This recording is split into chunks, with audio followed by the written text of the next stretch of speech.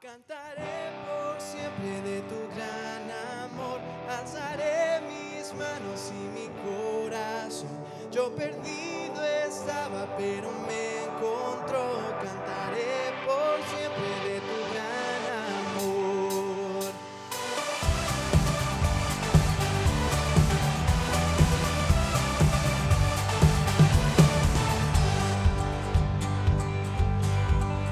Ciego estaba, no podía ver, el pecado me ató, pero el Dios del cielo me escuchó. Oh, Jesucristo me salvó, sí, Jesucristo me salvó. Cantaré por siempre de tu gran amor, alzaré mis manos y mi corazón. Yo perdido estaba, pero me encontró. Cantaré por siempre de tu gran amor.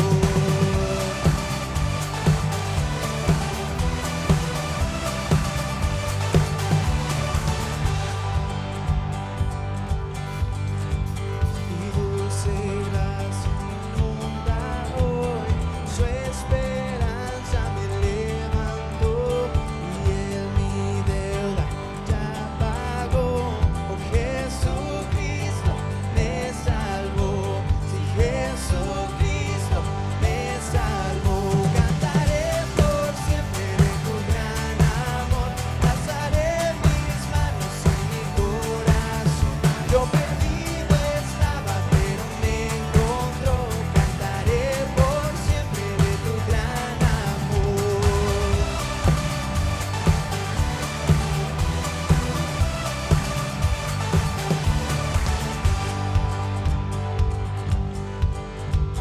Y esperanza hay más allá, y cantaré por la eternidad, y a la muerte Él venció.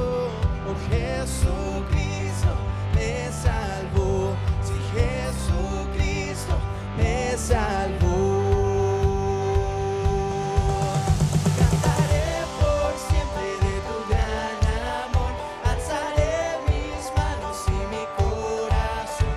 Yo perdido estaba, pero me encontró. Cantaré por siempre de tu gran amor. Cantaré por siempre de tu gran amor, alzaré mis manos y mi corazón. Yo perdido estaba,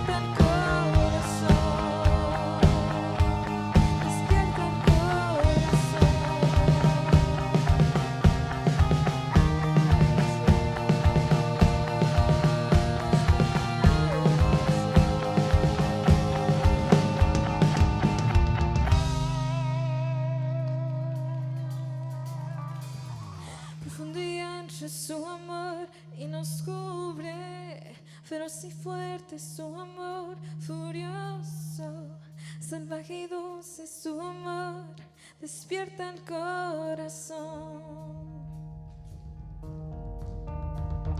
Profundo y ancho es su amor y nos cubre, feroz y fuerte es su amor, furioso, salvaje y dulce es su amor, despierta el corazón.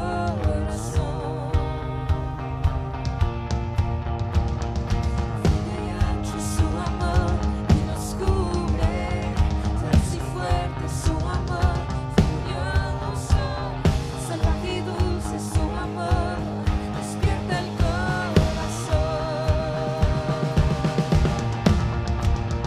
Profundo y ancho es su amor y nos cubre, feroz y fuerte es su amor, furioso, salvaje y dulce es su amor, despierta el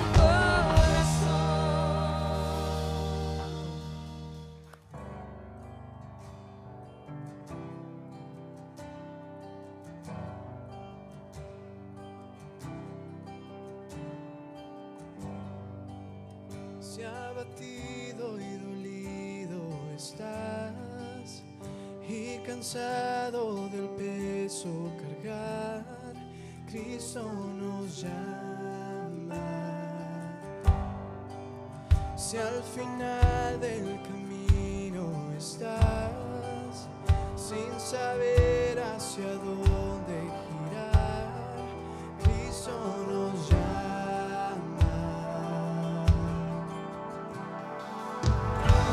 Ven ante su trono, brazos abiertos, Él está con sangre preciosa.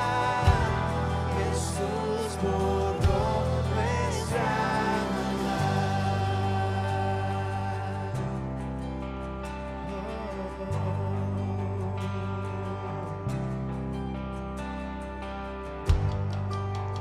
Deja atrás tu vergüenza y sal.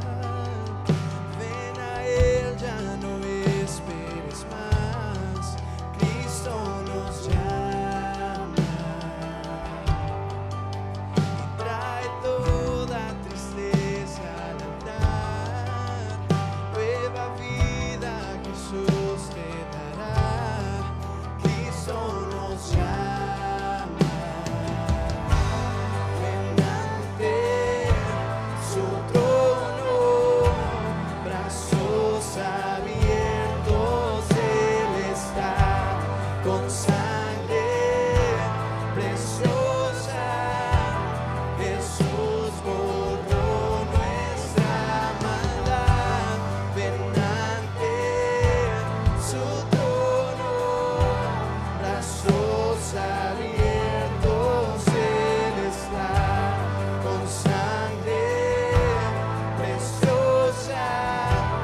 Jesús borró nuestra maldad.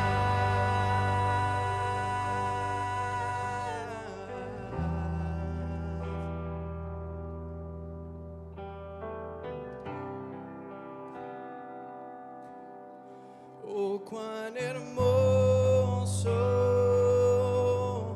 es nuestro Salvador. Canta aleluya, Cristo vive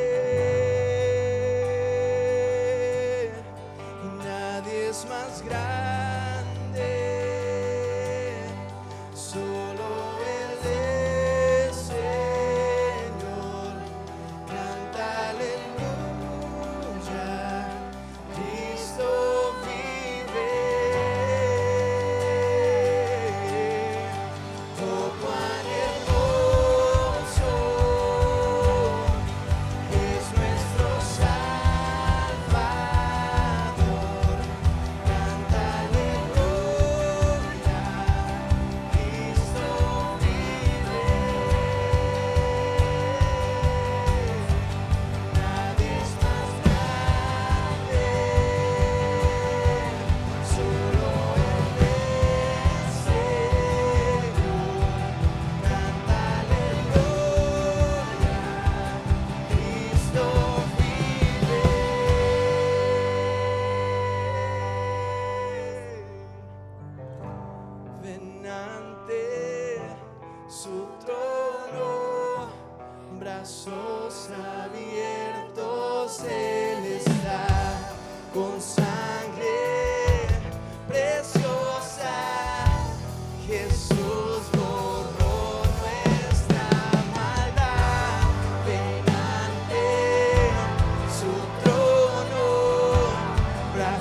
cielos abiertos, Él está con sangre preciosa.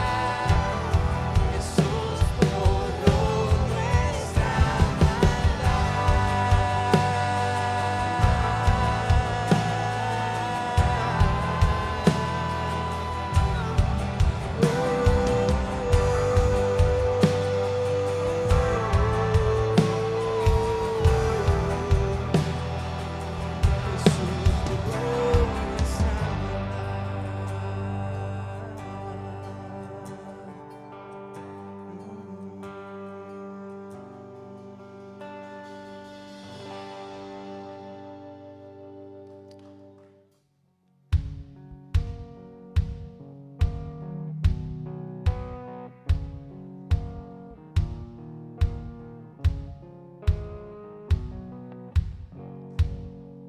Rey de mi corazón, a ti yo correré, agua que sacia mi sed, eres mi canción. Rey de mi corazón, en tu sombra viviré, al rescate de mi ser, eres mi canción. Bueno es Dios, oh, bueno es Dios, oh, bueno es Dios, oh, bueno es Dios,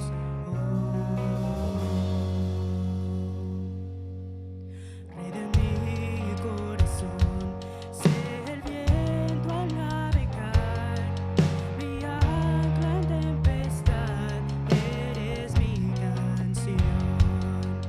Rey de mi corazón, sé el fuego en mi interior, el eco en mi vivir, eres mi canción.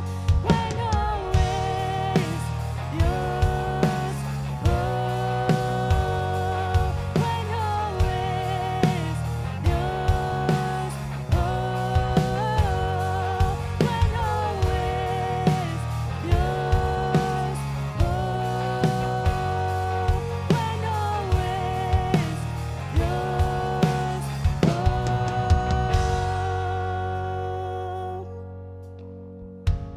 Tú no me dejarás, no me dejarás jamás. Tú no me dejarás, no me dejarás jamás. Tú no me dejarás, no me dejarás jamás. Tú no me dejarás, no me dejarás jamás.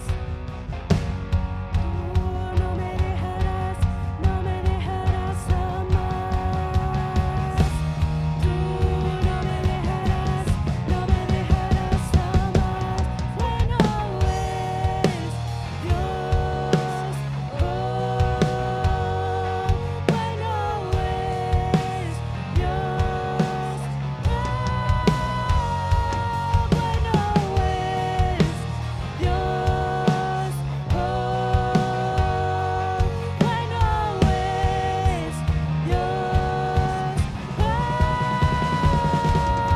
bueno es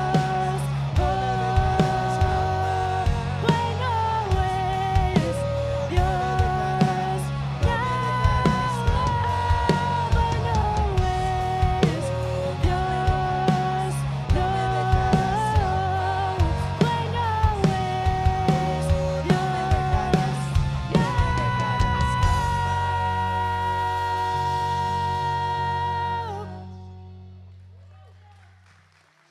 Hemos estado en esta serie 2020.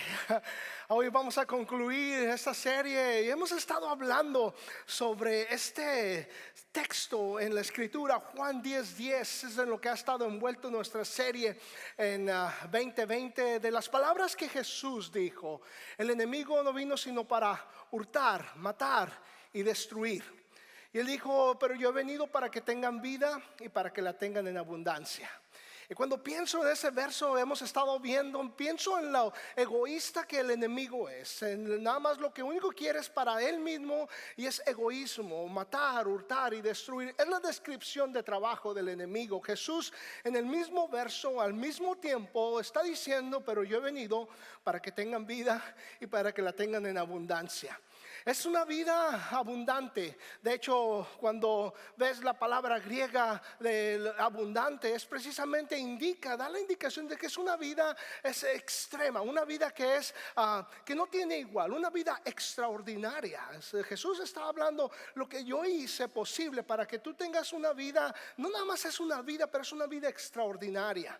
Lo que el sacrificio que él hizo, lo que hizo posible es para que tú y yo podamos conocerle y poder caminar y poder vivir vidas más allá de lo ordinario, que podamos vivir vidas abundantes, vidas extraordinarias. Pero aquí está el detalle: la decisión es tuya y la decisión es mía para vivir vidas extraordinarias.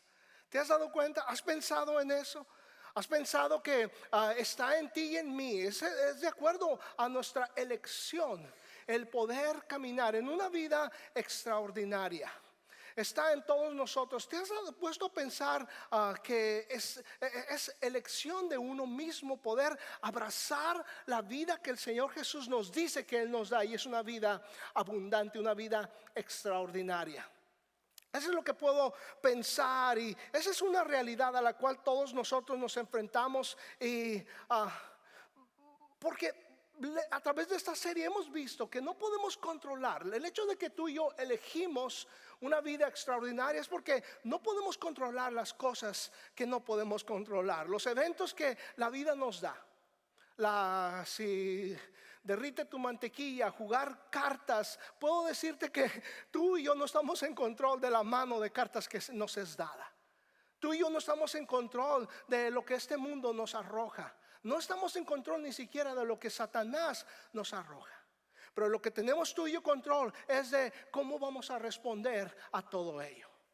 Por eso está en ti y en mí el poder elegir una vida extraordinaria. Eso es lo que hemos estado hablando acerca en esta serie, en este nuevo año, de que a todos nosotros nos llegan eventos en la vida. Pero si sumas la respuesta al evento de la vida, a la cual a lo mejor estás pasando ahorita mismo, si tienes un evento, le sumas tu respuesta, vas a tener realmente el resultado. El poder elegir una vida más allá de lo ordinario, sin importar a lo mejor las cosas adversas, que no minimizamos eso, pero sabes, está en ti y en mí el cómo respondemos a todos estos eventos de la vida, que de controlar las cosas que tú y yo podemos controlar. Y es lo que hemos estado hablando. No podemos cambiar cosas, pero las cosas que son ajenas a nosotros, pero podemos controlar lo que nosotros podemos controlar. Y sabes, me he dado cuenta que en medio de eventos difíciles, no sé si te pasa igual que a mí, pero cuando enfrento una dificultad, la tendencia más normal a la que llevo es a pedirle a Dios. En mi oración siempre está inundada de decir: Dios, cambia mis circunstancias. Soy el único. Pero sabes, me he dado cuenta que al final, si Dios no cambia circunstancias, es porque a lo mejor Dios me quiere cambiar a mí. ¿Te has dado cuenta? Creo que puedo desafiarte. Si tú estás en medio de un evento difícil, puedo sugerirte algo. No necesariamente que tu oración sea que cambie las circunstancias, pero a lo mejor hay un tiempo en el cual necesitamos empezar a cambiar nuestra oración y decir: Señor, si no cambia la circunstancia, por favor, ayúdame a cambiar a mí. ¿Qué es lo que ves en mí, Dios, que yo necesito cambiar en medio de este evento por el cual estoy atravesando? Y me quiero referir a eventos difíciles, inclusive a eventos que no son difíciles, pero son bendiciones. Porque es ahí donde vemos el carácter que Dios está formando en nosotros, de cómo enfrentar las bendiciones, pero también cómo enfrentar las dificultades. Y en medio de dificultades, en medio de errores que cometemos, le decía en una ocasión, podemos aprender de ellos. Podemos aprender de nuestros errores. Como aquel joven que llegó con el hombre de negocios exitoso, le concede una entrevista y va, y con sus notas el joven le dice: es un hombre exitoso al que está entrevistando. Le dice: quiero saber el secreto de tu éxito. Y le dice el hombre serio, de pocas palabras, en su escritorio, viendo sus documentos, voltea y le dice: buenas elecciones. El joven anota: buenas elecciones para tener éxito. Y luego va saliendo a la oficina, regresa antes de salir de la puerta y dice: pero ¿cómo hago buenas elecciones? Dice: buena experiencia, joven, experiencia. Y el joven: experiencia. Luego va saliendo de la oficina y regresa.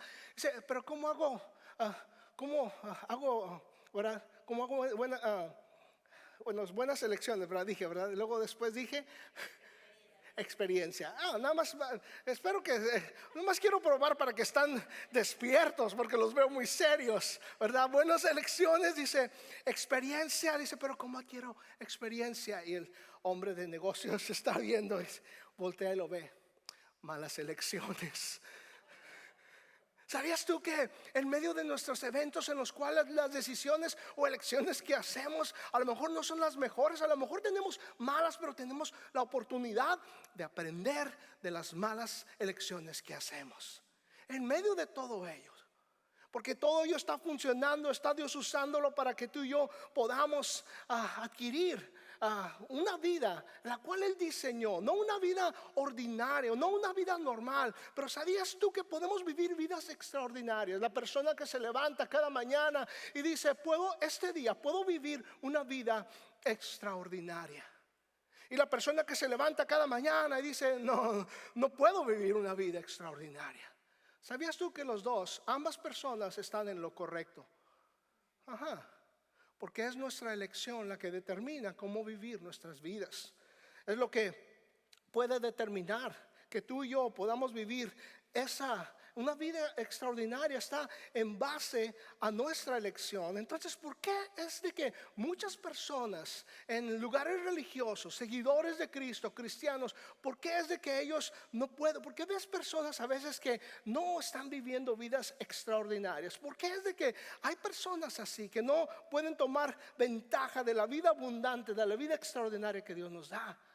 Bueno, lo que puedo pensar es de que a veces no nos vemos de la manera que Dios nos ve.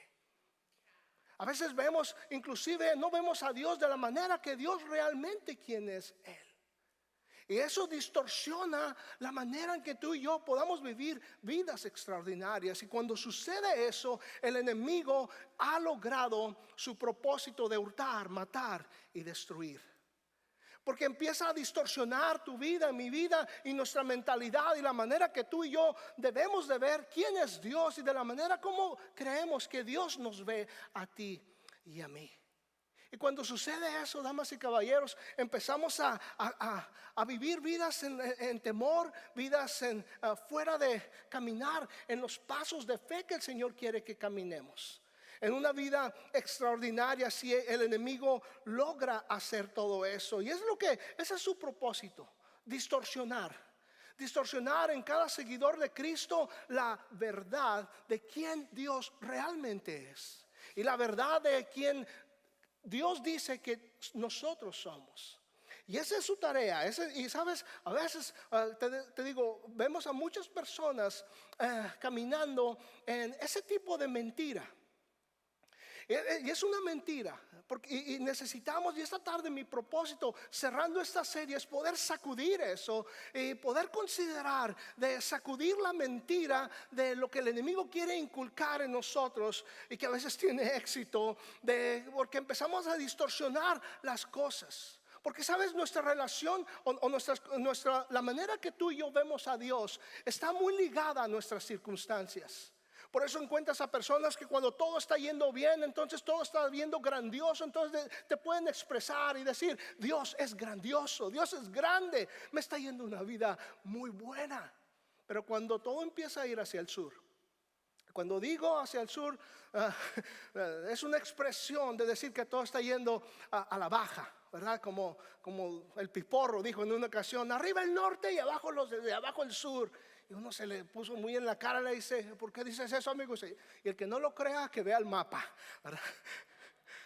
El norte está arriba y el sur está abajo. Pero es una expresión. Cuando las cosas no están siguiendo como nosotros queremos, como nosotros esperamos, es muy fácil poder pensar: Dios no está interesado en mí. O Dios no se preocupa por mí, o sabes, realmente esto de Dios y la iglesia no es para mí, porque no está yendo las cosas como yo pienso, como deben de ser todas las cosas buenas para alguien que cree en Dios. Entonces llegamos a dudar, empezamos a pensar, la iglesia no es para mí, Dios no es para mí. Entonces inclusive llegamos al punto extremo de creer que a lo mejor Dios no existe. Digo, cuando todas mis circunstancias están adversas, pero Dios te llama a ti y a mí a poder considerar que Él ha diseñado una vida extraordinaria.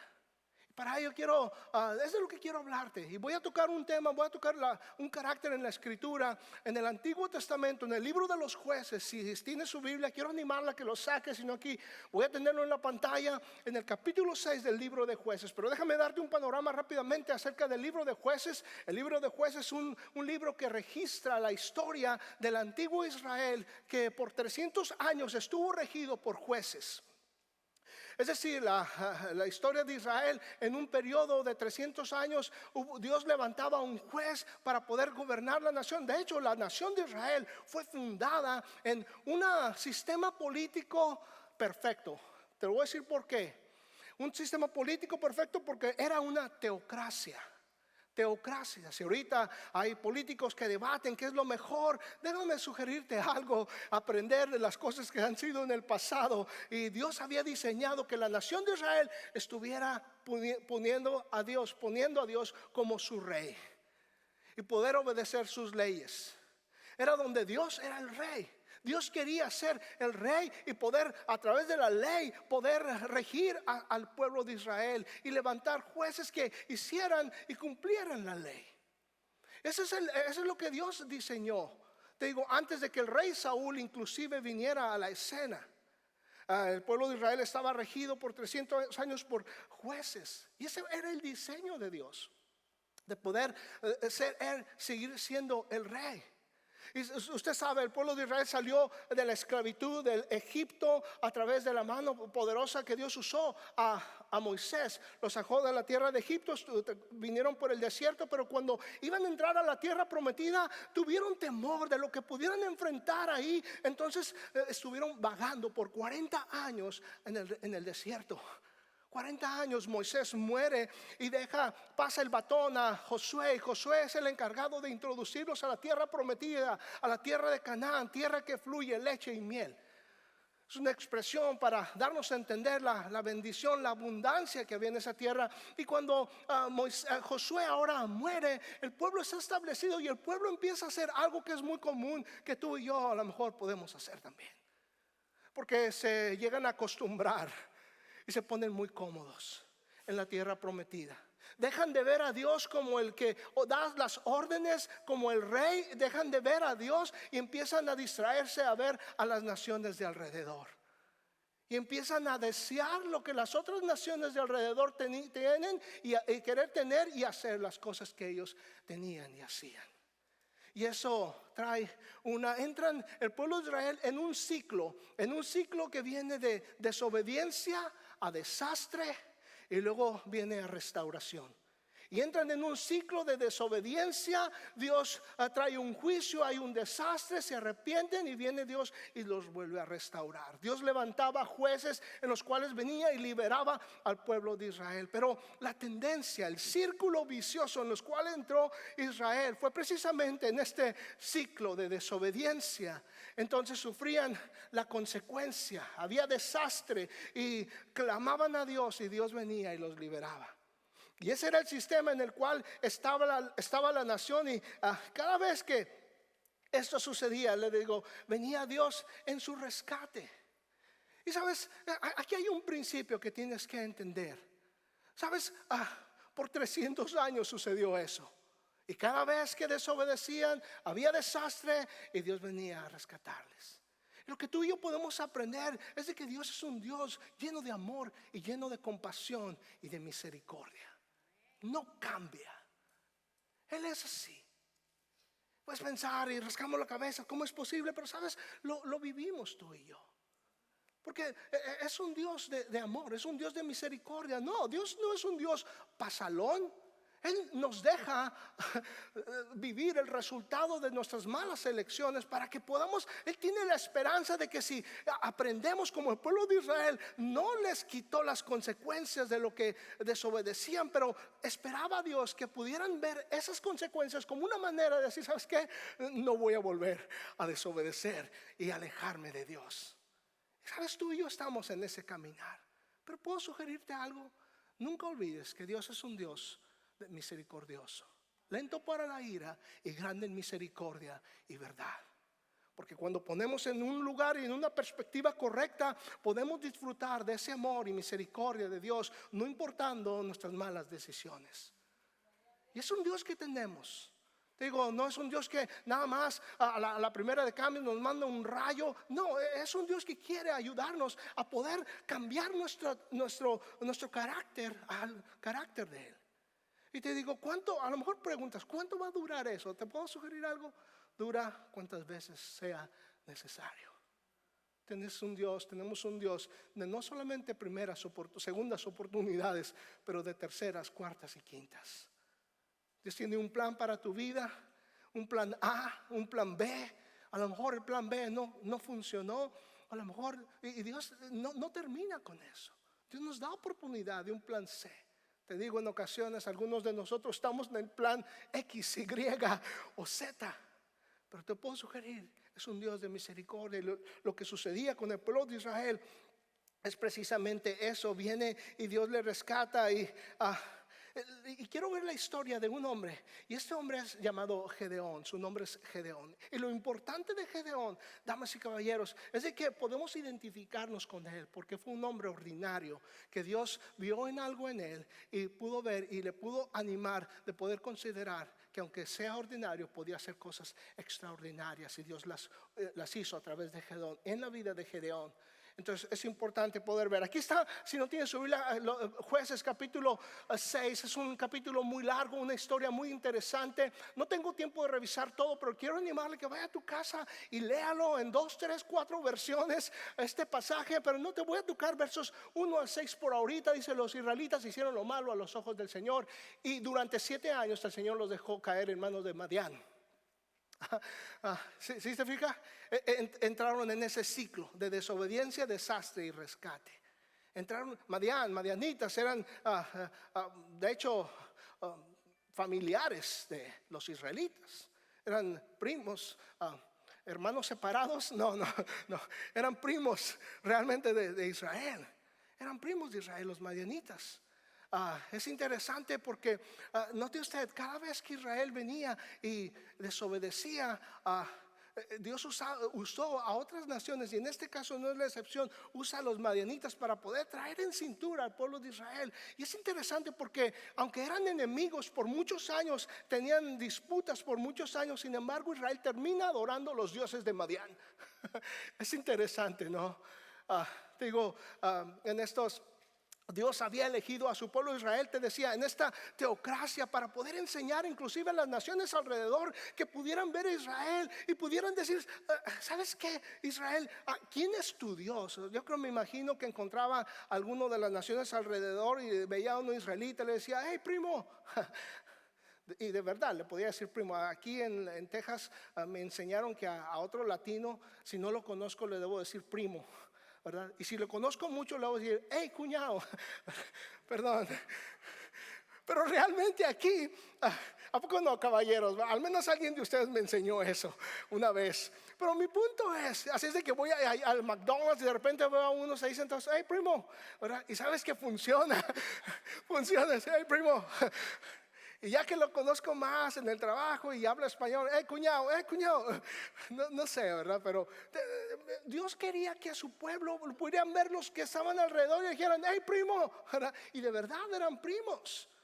Pudieran decirle: ¿quién es tu Dios? Porque veo que te estás prosperando, veo que tus cosechas son buenas, tu ganado está mejor.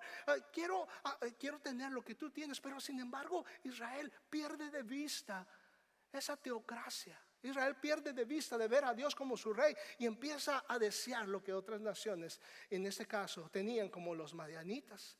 Y Dios usa a los madianitas para poder traerles en cintura. Note usted el verso 2, dice: los madianitas oprimieron con tanta crueldad a los israelitas que ellos hicieron cuevas y refugios en los montes y en los lugares inaccesibles. En otras palabras, tenían tanto temor que ya no podían hacer la vida como normal. Tenían que esconderse en cuevas, tenían que estar en lo escondido, poder cosechar, porque note usted, dice el verso 3, dice: y es que después de que los israelitas habían sembrado, venían los madianitas y los amalecitas y los que habitaban al oriente y los atacaban. Adelante, por favor. Next slide, please. Hablan inglés ahí a los que están controlando, ¿verdad? Acampaban cerca de ellos y destruían hasta Gaza, los frutos de la tierra, y no les dejaban a los israelitas nada para comer, ni ovejas, ni bueyes, ni asnos. Venían en grandes multitudes como si fuera una plaga de langostas y acampaban con sus ganados y camellos y devastaban la tierra. Por lo cual, por culpa de los madianitas, los israelitas se habían empobrecido demasiado, así que clamaron al Señor. ¿Puedes considerar ese ciclo? Y te decía, es un ciclo que lo interesante de Dios es de que cuando clamamos a Él, Él nos responde.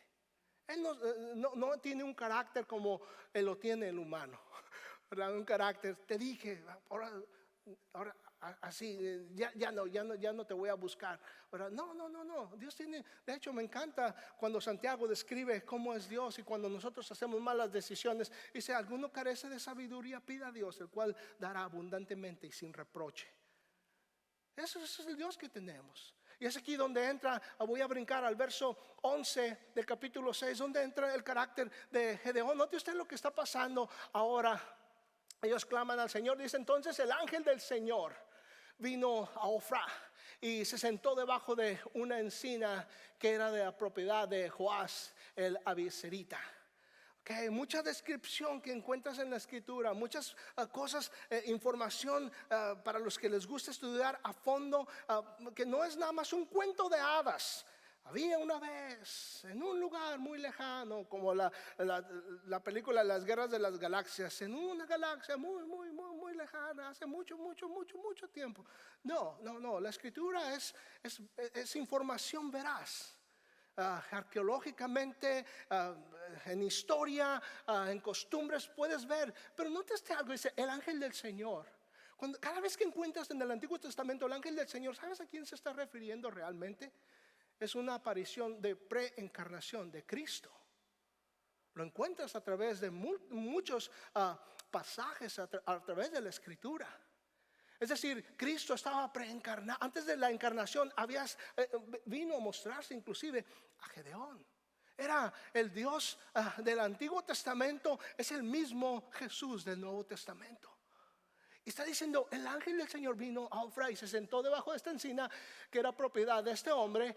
Dice: en ese momento Gedeón, el hijo de Joás, era su hijo de él, dice, estaba en el lagar. Pero no tengo lo que estaba haciendo en el lagar.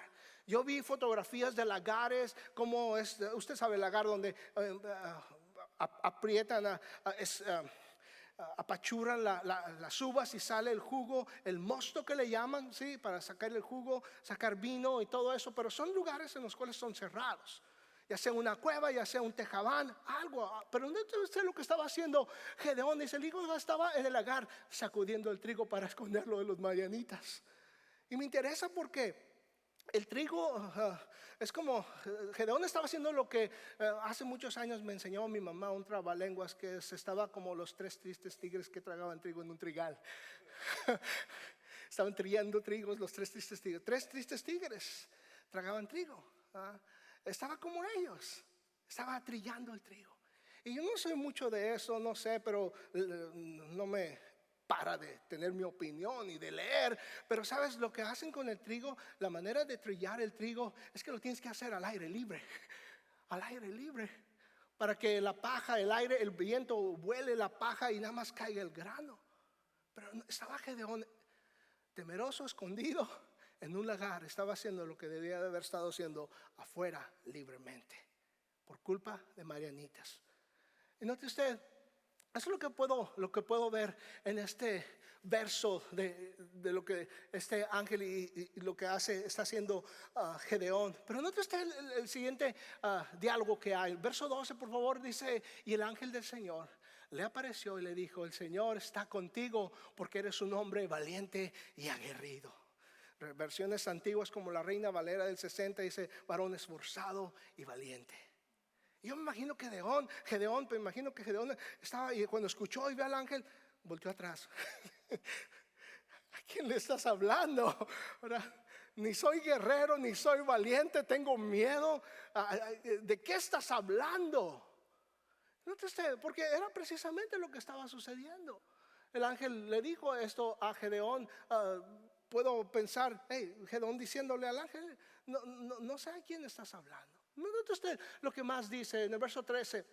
Dice: y Gedeón le respondió: Señor mío, si el Señor está con nosotros, ¿cómo es que nos ha sobrevenido todo este mal? ¿Sabes? Son la misma pregunta que hacemos tú y yo cuando pasamos por un evento difícil. No sé si te ha pasado. Decimos: hey, Dios, ¿qué es lo que hice? ¿Por qué estaba haciendo memoria Gedeón acerca de todo lo que había pasado en las maravillas que Dios había hecho? Porque note usted lo que dice: ¿dónde están las maravillas que nuestros padres nos contaron cuando nos decían que el Señor los había sacado de Egipto, pero ahora resulta que el Señor nos ha desamparado y que nos ha entregado en manos de los madianitas? Digo, es la pregunta que tú y yo hacemos, ¿verdad? Señor, si tú estás conmigo, ¿por qué no está mi salud en orden? ¿Por qué no está mi matrimonio? ¿Por qué no está mi trabajo en orden? Digo, ¿sabes? No ofendemos a Dios con esa pregunta. No lo ofendió Gedeón con esa pregunta. ¿No es lo que dice, lo que le responde el ángel? Verso 14, por favor.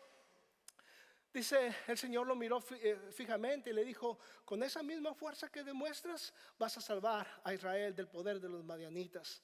Y lo que puedo pensar es que Dios le está diciendo: tienes una visión distorsionada, pero te voy a arreglar tu visión. Te voy a dar una visión 2020 y te voy a decir lo que yo pienso y veo en ti. Y le está diciendo: ve con esa misma fuerza que tienes. Si dice: ¿acaso no soy yo quien te está enviando? En otras palabras, Dios le está diciendo: hey, ¿sabes qué? Yo estoy contigo, pero la pregunta real es: ¿estás tú conmigo? Note usted, verso 15, por favor. Le dice: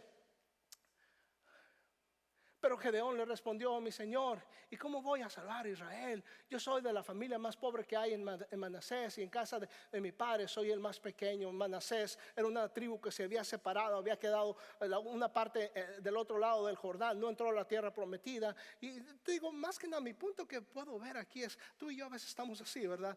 Señor, ¿quién soy? No soy tan importante, tengo una vida nada más ordinaria, no sé qué es lo que está pasando, no te puedo ver claramente. Pero note usted lo que el Señor le dice en el verso 16. Le dice: el Señor le dijo: confía en mí, porque yo estoy contigo. Tú derrotarás a los madianitas como si se tratara de un solo hombre.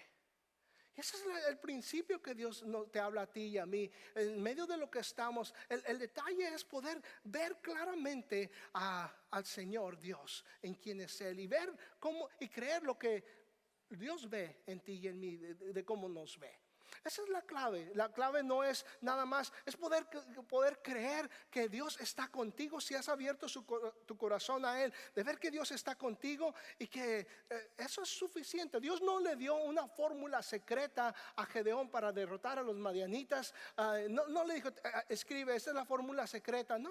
Lo único que le dijo es simple y sencillamente: cree quién soy yo y cree la manera que yo te veo que eres. Sencillo. No hubo algo mágico, una fórmula mágica. Simplemente, ¿sabes? Tú sabes la historia, lo puedes leer más adelante. Un ejército de más de 30,000, creo 32,000 hombres tenía Gedeón, y empezó a cortarlo, y Dios le da una victoria tremenda.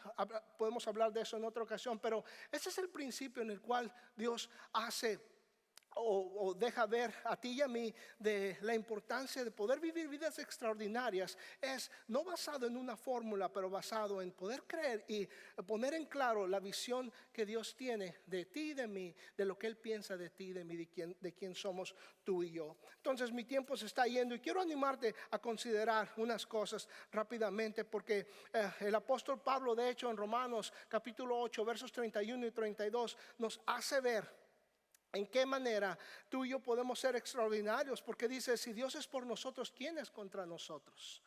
¿Sabes? En ese verso el apóstol Pablo está considerando que el Señor da valor a tu vida y a mi vida. El hecho de poder no nada más pensar como Gedeón, soy el menor, soy el más insignificante de la tribu de Manasés. No. Dios te ve con ojos especiales y una manera correcta de cómo y quién sabe Él que tú y yo somos. Y Pablo nos ayuda a poder ver eso. Dice, si Dios es por nosotros, ¿quién contra nosotros? Y aquí está el valor. Dice en el verso 32, dice, el que no estimó ni a su propio hijo, sino que lo entregó por todos nosotros, ¿cómo no nos dará también con Él todas las cosas? Digo, ese es el valor que hay y que Dios da a tu vida y a mi vida. Y poder considerar unos 3 puntos. Voy a ir rápidamente porque mi tiempo se va, pero quiero que lleves a tu casa y en tu corazón este pensamiento para poder vivir vidas extraordinarias. Considera que eres, número 1, hijo. Juan 3:1 dice, miren cuánto nos ama el Padre, que nos ha concedido ser llamados hijos de Dios, hijas de Dios. Ese título y ese valor que el Señor te da a ti y a mí, no sé si has parado suficiente tiempo a considerar que eres un hijo, que eres una hija del Dios del universo. Eso saca mis calcetines de mis pies. El poder considerar que el Dios del universo te llama a ti y a mí hijo, hija. Y evalúa el valor que tiene a Jesús, el valor que tiene por ti, porque dio la vida de su mismo hijo por ti y por mí. Entonces, para vivir vidas extraordinarias, nunca pierdas de vista que Dios te ve valioso, que Dios te ve valiosa. Número 2, también Dios te ve como un hombre, una mujer cambiada. Segunda de Corintios 5:17, de modo que si alguno está en Cristo, es una nueva criatura. Las cosas viejas han pasado, he aquí, todas son hechas nuevas. Digo, la manera que vivíamos, puedes tú y yo pararnos y considerar, y en nuestra oración poder considerar y decir, ¿sabes qué? No soy el mismo, no soy la misma que era antes. Considera el cambio que Dios ha hecho en ti y en mí, y poder caminar, seguir caminando desde ese punto en lo que el Señor, el cambio que Él sigue haciendo y transformándonos día a día. Pero pon en valor que no solamente eres hijo o hija, pero has sido cambiado y has sido cambiada. Y aquí está mi punto número 3. Considera que eres un campeón, que eres una campeona. Romanos 8:37. Sin embargo, en todo esto somos más que vencedores por medio de aquel que nos amó. Somos más. Dios te ve desde, ¿sabes? No peleamos nuestras batallas para ganar victorias. La Escritura considera que tú y yo ganamos peleamos desde nuestra victoria. Nos lleva, la Escritura dice, nos lleva de gloria en gloria. Si no como la mujer que decía, le preguntan, hey, ¿cómo estás? Pues más o menos maleándola. Algunas veces yo estoy debajo del enemigo y otras veces el enemigo está arriba de mí. Total que siempre estaba bajo el enemigo. Ese era su sentir. Sabes, tú y yo somos campeones, somos campeonas. Me gusta mucho y quiero cerrar con esto, la ilustración de siempre los boxistas como el Manny Pacquiao, ¿verdad? No sé, ganó la última pelea, no lo seguí, ¿verdad? Manny Pacquiao, no sé si ganó o perdió. ¿Alguien sabe? Es lo de menos. Pero déjame decirte algo. Cuando un boxeador de esa calidad viene y pelea, y esto lo escuché desde hace mucho tiempo, y cierro con esto, pero le dice, cuando gana la pelea el boxeador, ¿sabes? Gana y no sale todo fresquecito, ¿verdad? No fue un día de campo la pelea, los 3 rounds donde él noqueó al otro, pero no se fue limpio, ¿verdad? Sale todo moreteonado, todo sudando ¿verdad? Y estoy seguro que les dan unos de esos cheques bien grandes, ¿verdad? Y aunque fue campeón, ¿Sabes realmente quién es más que vencedor? La esposa, porque cuando llega a casa de seguro el cheque va para ella. ¿Verdad? ¿Sabes? Tenemos a un Dios que dio todo en el ring. Dio la vida de su mismo hijo. Dio valor a tu vida y a mi vida. Te llama hijo, te llama hija. Somos cambiados. Y no solamente somos cambiados, pero somos más que vencedores. Llegamos a ser campeones. Entonces, en este 2020, quiero animarte a poder considerar el valor que Dios pone en ti, de ser hijo, de ser hija. Poner el valor que Dios te ha cambiado y que eres un campeón, que eres una campeona. Vamos a orar. Padre, gracias por tu amor y misericordia. Gracias por tu favor, Dios. Señor, qué hermoso es considerar y caminar, Señor. Señor, no en lo que el mundo nos define, pero en lo que tú nos defines, en quién somos nosotros. No en lo que nos define, en nuestros temores y nuestras angustias y nuestras preocupaciones, pero Señor, ponemos nuestra confianza en que tú eres quien nos define, que tú diste la vida de tu mismo hijo, Dios.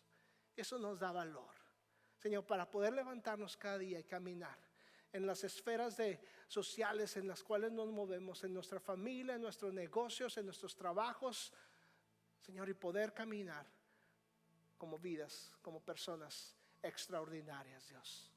Para no solo como Gedeón cambiar toda una nación, Dios, pero Señor, empezando con nosotros, nuestra familia, podemos cambiar sociedades y países enteros. Señor, esa es la clave, Dios. Puedo darme cuenta, Dios, cuando volteamos nuestros ojos de regreso a ti. Si hay alguien aquí, Dios, que a lo mejor está viviendo todavía su vida sin esa autoridad tuya en él o en ella, te quiero pedir que le des la fuerza de hacer una oración como esta. Señor Jesús, perdona mis pecados, te entrego mi vida, volteo mis ojos a ti. Como dijo el salmista, ¿a dónde voltearé, Señor? ¿A quién iré, Señor? De ti viene mi socorro. Alzaré mis ojos a los montes. ¿De dónde vendrá mi socorro? Mi socorro viene del Señor que hizo los cielos y la tierra. Señor, quiero que esta sea su oración. Perdona mis pecados. Te entrego mi vida, mi corazón. Ven y sé el Señor y Salvador de mi vida. Creo que moriste en la cruz y creo que resucitaste el tercer día de entre los muertos. En el nombre de Jesús.